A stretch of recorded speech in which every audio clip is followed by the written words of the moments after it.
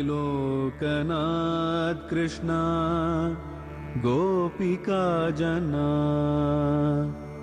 प्रमद संकुलाः कृष्णा पंकजे क्षणा अमृतधारया कृष्णा संप्लुता इव स्तिमिततां कृष्णा ददुस्त्वत्पुरोगताः।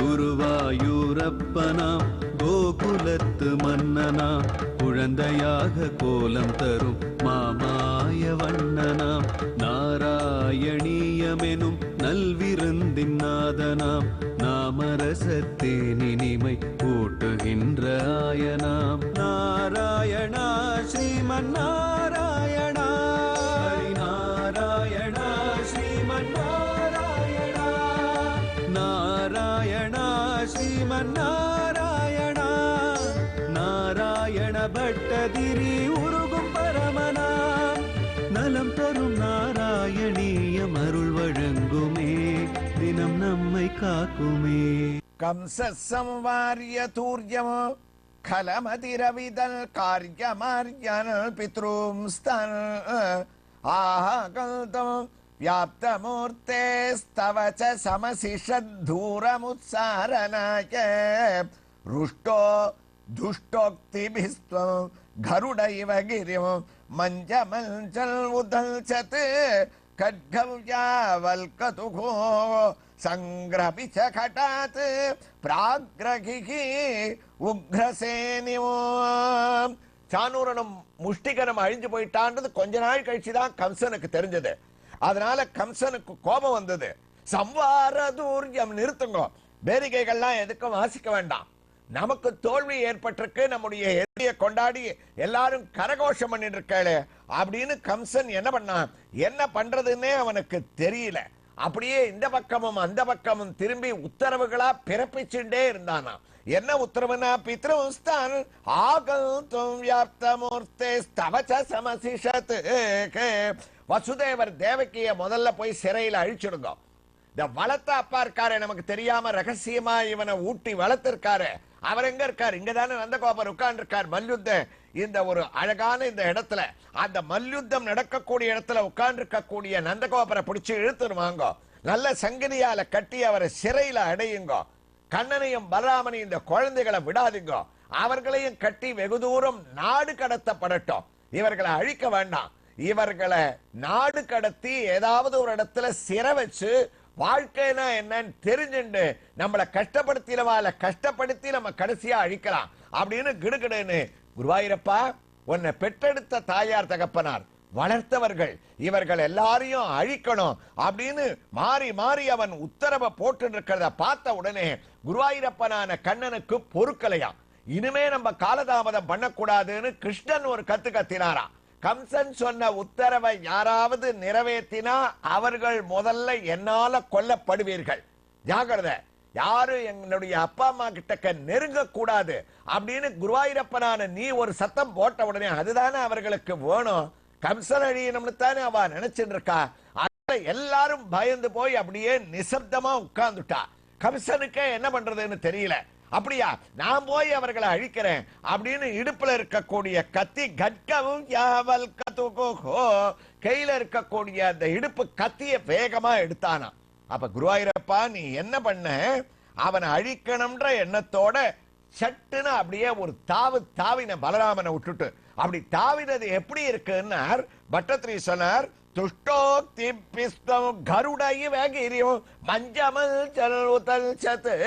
ஆச்சரியமான ஸ்லோகம். கம்சவதம் வரப்போறது இல்லையா, அவதார காரியமாச்சே கண்ணனுக்கு. விருன்னு அந்த மல்யுத்தம் நடக்கிற இடத்துல இருந்து பறந்தாராம். கம்சன் இருக்கக்கூடிய அந்த இடத்தை நோக்கி பறந்தார். அப்படி கண்ணன் பறக்கிறது எப்படி இருக்குன்னா, அந்த கருடன் மாதிரி பெருமாளே கருடை வகிரியும் கருடன் பறக்கிற மாதிரி வேகமாக ஒரு தாவு தாவினார். அவ்வளவு கோபம் இவருக்கு.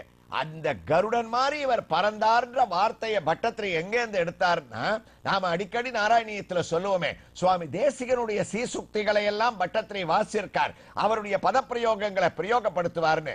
யாதவாபதயத்துல தேசிகன் சொன்னார், கருத்மானிவ பூபாகாத் ககனா போகமாயதம் கம்சமஞ்சத்வபத்வாராதுத ப்ளவத கேசவகா. யாதவாபதயத்துல தேசிகன் சொன்னது, கம்சனை அழிக்கணும்னு கருத்மானிவ பூ, கருட பஞ்சாசத் கருட தண்டகம் எழுதினவருக்கு தானே தெரியும் கண்ணன் எப்படி பறந்தார் அப்படின்றது. அதனால அந்த கருடன் மாதிரி வேகமாக பறந்து கம்சன் எந்த திக்கில இவர் வருவார் அப்படின்னு தெரியாம தவிக்கக்கூடிய அளவுக்கு அவன் பார்க்காத திசையில போனாராம். விரோதி எப்பவுமே எதிர்பார்க்காத ஒரு சந்தர்ப்பத்துல அந்த சூழ்நிலையில திடீர்னு போய் அவனை தாக்குவதற்குத்தான் உயர்ந்த தாக்குதல்னு பேரு. அதை முதல்ல நடத்தினவர் இந்த கண்ணன் தான். வேகமா பறந்து போய் அவன் இருக்கக்கூடிய இடத்துல அவன் குதிச்சுட்டு இருக்கான்ற பரிணாமத்துல அழகா இந்த 8வது ஸ்லோகத்துல பெருமாள கருடனுடைய வர்ணனையோட பட்டத்திரை தொடர்ந்துருக்கார். தொடரட்டும். அதற்குள்ள நாம் இப்போது தரிசிக்க வேண்டிய திருக்கோயிலுடைய ஒரு திவ்ய தரிசனத்தை நம்ம அடைஞ்சிடலாம். திருக்கோயிலானது தமிழ்நாட்டில் கும்பகோணத்திற்கு அருகில் சுமார் 20 கிலோமீட்டர் தொலைவிலே அம்மாப்பேட்டை என்னும் ஊரிலே அமைந்திருக்கக்கூடிய ஸ்ரீ வேணுகோபால சுவாமியினுடைய திருக்கோயிலிலே ராஜகோபாலனாக உற்சவரை தரிசிக்க இருக்கின்றோம். பக்தர்களே, இந்த திருக்கோயிலிலே 2 உற்சவ மூர்த்திகள், அதிலே ஒரு உற்சவ மூர்த்தியினுடைய திவ்ய தரிசனத்தை இன்று நாம் அடைகின்றோம். அழகாக நின்ற திருக்கோலத்திலே உயர்ந்த கம்பீரமான மூலவரை ஒத்த உயர்ந்த ஒரு திருமேனியாக இவர் நமக்கு காட்சியை அளிக்கின்றார். அழகான ஒரு திருமுகம், சிகப்பு வெள்ளை பச்சைக்கல் பதித்த வக்ஷஸ்தல திருவாபரணங்களை அழகாக இவர் சார்த்திக் கொண்டு, மற்றொரு திருவாபரணம் இதே கல்பதித்த ஆபரணமாக திருத்தோளிலிருந்து திருவடி வரை நீண்டு அலங்கரிக்கக்கூடிய அழகான சேவை. பீதகவாடை பிரான் என உணர்த்துவது போல இருபுறமும் பீடத்தை தொட்டுக்கொண்டு திருத்தோளிலிருந்து கீழே இறங்கக்கூடிய பட்டு வஸ்திரம் கண்ணனுக்கு கம்பீரத்தை அளிக்கின்றது. 2 திருக்கரங்கள், ஒன்று ராஜகோபாலனாக சாட்டையை ஏந்தி இருக்க, மற்றொரு திருக்கரமானது சற்றே நம்மை அரவணைப்பது போலவும் பசுக்களை அரவணைப்பது போலவும் தானே வளைந்திருக்க, ஆனிரை மேய்க்க நீ போதி அருமருந்து ஆவது அறியாய் கானகமெல்லாம் திருந்து கரிய திருமேனி வாட தேனில் இனிய பிரானே என்று மீண்டும் பெரியாழ்வார் மங்களாசாசனம் செய்வது நமக்கு இங்கேயும் நினைவிற்கு வருகின்றது. அதனால்தான் என்னவோ பக்தர்களே, இந்த திருக்கோயிலிலே அனைத்து ஆழ்வார்களையும் விடுத்து பெரியாழ்வாரை மட்டும் மூல விக்கிரகமாக இதோ தரிசிப்பது போல அமர்ந்த திருக்கோலத்திலே கையை குவித்துக் கொண்டு ஊர்த்வ புன்றங்களுடன் நமக்கு ராஜகோபாலனை மங்களாசாசனம் செய்து கொண்டு காட்சி தரக்கூடிய பெரியாழ்வாரை மட்டும் தரிசித்துக் கொள்ளுகின்றோம். இப்போது இவர் செய்த மங்களாசாசனத்துடன் உற்சவமூர்த்தியினிடத்திலே திரும்பினோமே ஆனால் திருவடி தரிசனத்தை அழகாக 2 திருவடிகளையும் அகல விரித்துக் கொண்டு ராஜகோபாலன் சேவை தர பக்தியுடன் திருவடியிலிருந்து திருமுடி வரை ராஜ கம்பீரத்துடன் தரிசித்துக் கொள்ளுகின்றோம். இவனுக்கு ஒரு புறத்திலே ருக்மிணியானவள் ரூபம் திருசாம் திருசிமதாம் அகிலார்த்த லாபம் கிருஷ்ணா என கண்ணனை சோத்திரம் செய்து கொண்டு நீல பட்டுடுத்தி திருவாபரணம் சாற்றி அழகாக காட்சியை அளிக்கின்றாள். மற்றொரு புறத்திலே சத்யபாமா வானவள் நின்ற திருக்கோலத்திலே மஞ்சள் பட்டு வஸ்திரத்தை தான் தரித்துக் கொண்டு அஞ்சன வண்ணனை கண்ணனை ஆனந்தமாக தானும் தரிசித்துக் கொண்டு நமக்கும் காட்சியளிக்கக்கூடிய ருக்மிணி சத்யபாமா சமேத ராஜகோபால சுவாமியை உற்சவ மூர்த்தியாக திவ்ய ஹாரத்தியுடன் நாம் தரிசித்துக் கொண்டு அதே ராஜகோபாலனான கண்ணன் கருடனாக இங்கு கம்சன் மேல் தாவக்கூடிய காட்சியை பட்டத்திரி தொடரக்கூடிய வைபவத்தை கேட்க துவங்கிவிட்டோம்.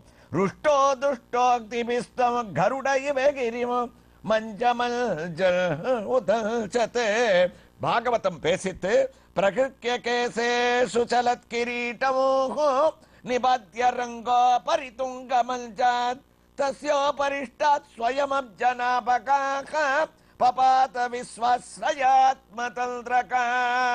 உலகங்களுக்கெல்லாம் ஆஸ்ரய பூதரும் சர்வதந்திர ஸ்வதந்திரர் அப்படின்னு மகான்கள் கொண்டாடக்கூடிய பத்மநாபனாகிய ஒரு பெருமாள் அசைகின்ற ஒரு கிரீடத்தை அப்படியே அந்த கம்சனிடத்துல தாவி கிரீடத்துக்கு மேல அப்படி குதிச்சாராம். அந்த கிரீடத்தை அப்படி தூக்கி வீசி எரிஞ்சார். அவனுடைய கேசத்தை அப்படி பிடிச்சார். பட்டத்திரி சொன்னார் நாராயணியத்துல, இவ்வளவு கோபம் அந்த கம்சன் பேர்ல எதுக்கு? அவன் எதிர்பாராத திசையில கருடன் மாதிரி தலையில குதிச்சு கிரீடத்தை தள்ளி அப்படியே அவன் தலை கேசத்தை பிடிச்சதுக்கு ரெண்டு காரணமா. ஒண்ணு, வசுதேவர் தேவகியை கொள்ளுங்க, நந்தகோபுரம் அழிச்சிடுங்க, நானே போறேன் அப்படின்னு இடுப்பிலேருந்து கத்திய உருவினானோ. அப்ப உருவின போது இவன் தன்னுடைய தாயாரான தேவகியினுடைய கல்யாணத்தை முடிச்சு அழிச்சுட்டு வரும் போது 8வது குழந்தை உன்னை கொல்லும் கம்சா அப்படின்னு சொன்ன உடனே, இப்படித்தானே எங்க அம்மாவை அழிப்பதற்கு இவன் கத்திய உருவினான். அந்த கத்திய பார்த்த உடனே அந்த காட்சி நினைவுக்கு வந்துருத்தான். 2வது, கத்திய உருவின கம்சன் அன்னைக்கு என்ன பண்ணான்? தேவகிய தேர்ல சர்வ அலங்காரத்தோட மணப்பெண்ணாக இருந்த அவளை தலையில இருந்த அலங்காரத்தை கலைச்சு அப்படியே கேசத்தை பிடிச்சு தூக்கினான். கத்திய உருவினா, கேசத்தை பிடிச்சு தூக்கினான். இப்ப கண்ணனையும் தேவகி வசுதேவர் அழிக்கணும்னு கத்திய உருவிட்டான். அந்த கேசத்தை பிடிச்ச ஒரு காட்சி கண்ணனுக்கு நினைவுக்கு வந்துருத்தான். அதே போல இவனை அழிக்கணும். நம்ம அம்மாவை எப்படி அழிக்கணும்னு நினைச்சானோ அதே போல அழிக்கணும்ன்ற எண்ணத்துல, அதனால தான் நீ ராமன் மாதிரி கையில வில்ல எடுத்துக்கல, அஸ்திரங்களை பிரயோகம் பண்ணல, நீ வேகமா போய் அவன் தலையிலேயே குதிச்ச, அவனுடைய கேசத்தை பிடிச்சு இப்படித்தானப்பா எங்க அம்மாவை பிடிச்சேன் ஞாபகப்படுத்திண்டு கற்கவும் யாவல் கது சங்கரம் அபிஜகடாத் பிரக்ரகி உக்ரசேனமோ அப்படியே வேகமா அவனுடைய வாலை தட்டி விட்டுட்டு தர தர தர தரன்னு அவன் தலைமுடியோட அந்த படியில இறக்கி அந்த ரங்கத்வாரத்தை தாண்டி வெளியில மதுராபுரி வீதியில கொண்டு வந்து அவனை போட்டாராம். போட்டு அவன் பேர்ல உட்கார்ந்து ஆயுதம் இல்லாம அவனை தலைய பிடிச்சு, எந்த பூமியில பிறந்தவர்களை கஷ்டப்படுத்தினியோ, எந்த பூமாதேவியை நீ நிந்திச்சியோ அங்கேயே நீ உயிரை விட வேண்டியது அப்படின்ற பரிணாமத்துல அவனை அழிக்கணும்னு குருவாயூரப்பா நீர் தீர்மானம் பண்ணிராமேன்னு 8வது ஸ்லோகத்தை பட்டத்திரி முடிக்கிறார். அதனுடைய தமிழ் பாசுரம், புத்தியிலே பேதலித்த கஞ்சனும் தன் உத்தமரை கொல் கொல் என ஏவி விட்டே மெத்தவே உன் தன்னை விரட்டவென கூறிடலும் விரைந்து நீயும் கண்ணா கொத்தவரும் கருடன் போல் ஏறுதல் போல் அவள் மீதில் சாவி சென்றே எத்தனையும் பிடிப்பறிய அன்னவனை பிடித்தே நீ நகைத்து நின்றாய் அப்படின்னு முடிச்ச பட்டத்திரி எவ்வாறு 9வது ஸ்லோகத்தை துவங்குகின்றார் என்ற ஒரு வைபவங்களை எல்லாம் இப்போது நாம் அம்மாபேட்டையிலே தரிசித்துக் கொண்டிருக்கக்கூடிய வேணுகோபால சுவாமியினுடைய திருக்கோயிலிலே கோயில் கொண்டிருக்கக்கூடிய விஷ்ணு துர்க்கையை மூலவராகவும் உற்சவராகவும் தரிசித்து பலன் பெறலாம். ஸ்ரீ கிருஷ்ணாய துப்யம் நமக. நாராயணா ஸ்ரீமன்னாராயணா நாராயணா ஸ்ரீமன்னாராயணா நாராயணா ஸ்ரீமன்னாராயணா.